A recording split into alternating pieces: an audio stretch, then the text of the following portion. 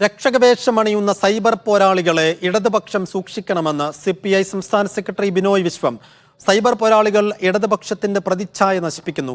തിരുത്താൻ വേണ്ടിയാണ് CPI വിമർശനം ഉന്നയിക്കുന്നതെന്നും ബിനോയ് വിശ്വം മീഡിയ വണ്ണിനോട് പറഞ്ഞു. സൈബർ പോരാളികൾക്ക് സൈബർ യുദ്ധത്തിന് സ്ഥാനമുണ്ട്. പക്ഷെ എങ്ങനെ, എന്താണ് അതിർത്തി, ആര് ചെയ്യുന്നു, എന്തിനു വേണ്ടി ചെയ്യുന്നു, ഇതേപ്പറ്റിയെല്ലാം വ്യക്തതയില്ലെങ്കിൽ ഈ സൈബർ പോരാളികൾ ചിലപ്പോൾ ഗുണത്തേക്കാൾ ദോഷം ചെയ്യും. അത് CPIയിലാണെങ്കിലും CPMലാണെങ്കിലും ഏത് പാർട്ടിയിലാണെങ്കിലും ഈ സോഷ്യൽ മീഡിയ വഴി പ്രസ്ഥാനത്തിൻ്റെ രക്ഷകവേഷം കിട്ടുന്നവർ എല്ലാവരും രക്ഷകന്മാരല്ല. ഞാനത് CPMനെ പറ്റി പറയുകയല്ല. CPIക്കകത്തായാലും ശരി, രക്ഷകവേഷം കെട്ടിക്കൊണ്ട് നിരുത്തരവാദിത്വപരമായിട്ട് എന്തും പറയാം എന്ന് ചിന്തിക്കുന്നവർ CPIക്കകത്തുമുണ്ട്, CPMലുണ്ട്, എല്ലാ പാർട്ടികളിലുമുണ്ട്. അവരെല്ലാവരെയും ചേർത്ത് ഞാൻ പറയുകയാണ്, പ്രസ്ഥാനത്തിൻ്റെ രക്ഷകവേഷം കെട്ടിക്കൊണ്ട് തങ്ങളാണ് പ്രസ്ഥാനത്തെ രക്ഷിക്കുന്നവർ എന്ന് ഭാവിക്കുന്നവർ വാസ്തവത്തിൽ പ്രസ്ഥാനത്തിൻ്റെ മുഖച്ഛായ വികൃതമാക്കുന്നവരാണ്. അതിൻ്റെ അർത്ഥങ്ങളെയും ആശയങ്ങളെയും അറിയാത്തവരാണ്. അതിൻ്റെ ഒരു യഥാർത്ഥമായ പൊരുളും സത്തയും അവർക്ക് ബോധ്യമല്ല. അതുകൊണ്ട് അവർ രക്ഷകന്മാരല്ല.